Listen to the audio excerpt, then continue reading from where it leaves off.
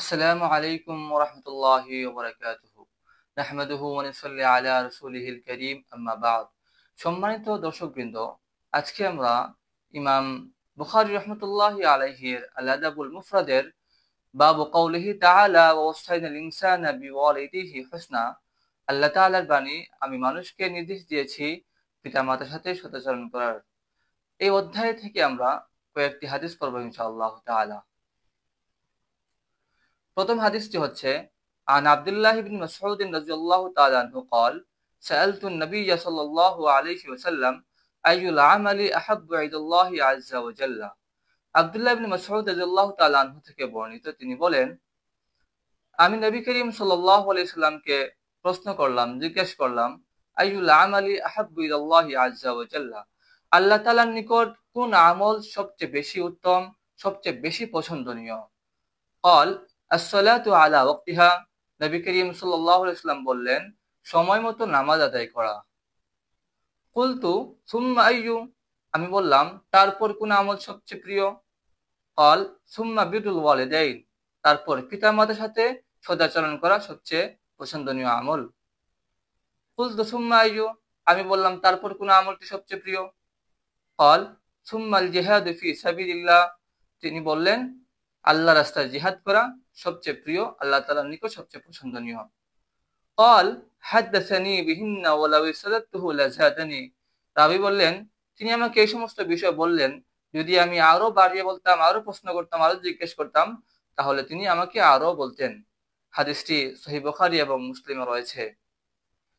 অন্য একটি হাদিস হচ্ছে আন আব্দুল্লাহ ইবনে উমর قال ইযা রাব্বি ফি রিজাল ওয়ালিদি, আব্দুল্লাহ ইবনে উমর রাদিয়াল্লাহু তাআলা আনহু থেকে বর্ণিত, তিনি বলেন, রিজাল রাব্বি ফি রিজাল ওয়ালিদি, পিতার সন্তুষ্টি আল্লাহর সন্তুষ্টি। অর্থাৎ পিতা যদি কোন সন্তানের প্রতি সন্তুষ্ট থাকেন, খুশি থাকেন, ওই সন্তানের প্রতি আল্লাহ তাআলাও সন্তুষ্ট থাকেন, খুশি থাকেন। ওয়া সাখাতার রাব্বি ফি সাখাতিল ওয়ালিদি, আর যে সন্তানের প্রতি পিতা অসন্তুষ্ট থাকেন, ওই সন্তানের প্রতি আল্লাহ তাআলাও অসন্তুষ্ট থাকেন, ওই সন্তানের প্রতি আল্লাহ তাআলাও রাগান্বিত থাকেন। হাদিসটি রয়েছে সুনান তিরমিজিতে।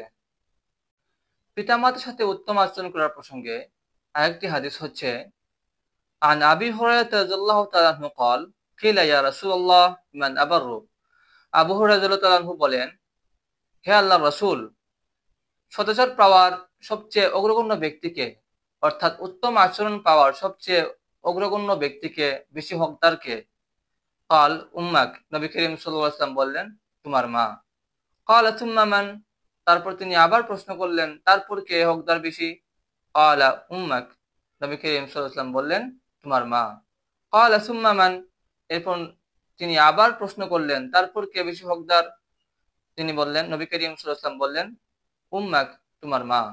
قال ثم من, রাবী আবার সে একই প্রশ্ন করলেন, তারপর কে বেশি হকদার? قال আবাক, নবী করিম সাল্লাল্লাহু আলাইহি ওয়াসাল্লাম বললেন, তোমার বাবা, তোমার পিতা। হাদিস রয়েছে সহিহ বুখারীতে। এই প্রসঙ্গে আরেকটি হাদিস হচ্ছে আন আবি হুরায়রা রাদিয়াল্লাহু তাআলা আনহু আতা রাজুলুন নবিয়াল্লাহি সাল্লাল্লাহু আলাইহি ওয়াসাল্লাম, আবু হুরায়রা রাদিয়াল্লাহু তাআলা আনহু থেকে বর্ণিত, তিনি বলেন, এক ব্যক্তি নবী করিম সাল্লাল্লাহু আলাইহি ওয়াসাল্লামের নিকট আসলো। ফাকাল মা তা'মুরুনি, এসে বলল, হে আল্লাহর রাসূল, আমাকে আপনি কি আদেশ দেন?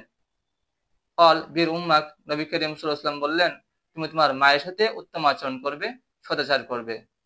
সুম্মা আদা, সেই ব্যক্তিটি সে একই প্রশ্ন আবার করলো। ফকাল বীর উম্মাক, নবী করিম সাল্লাল্লাহু আলাইহি ওয়াসাল্লাম বললেন, তুমি তোমার মায়ের সাথে উত্তম আচরণ করবে। সুম্মা আদা, সে একই প্রশ্ন আবার করলো।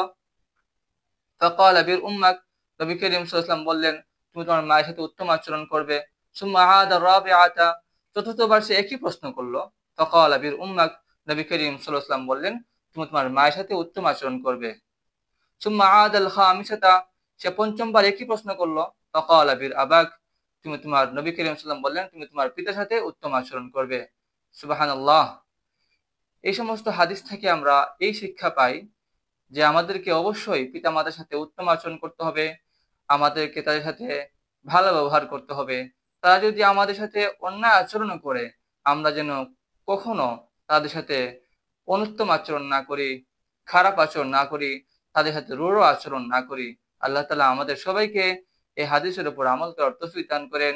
ওয়া আখিরু দাওয়ানা আনিল হামদুলিল্লাহি রাব্বিল আলামিন।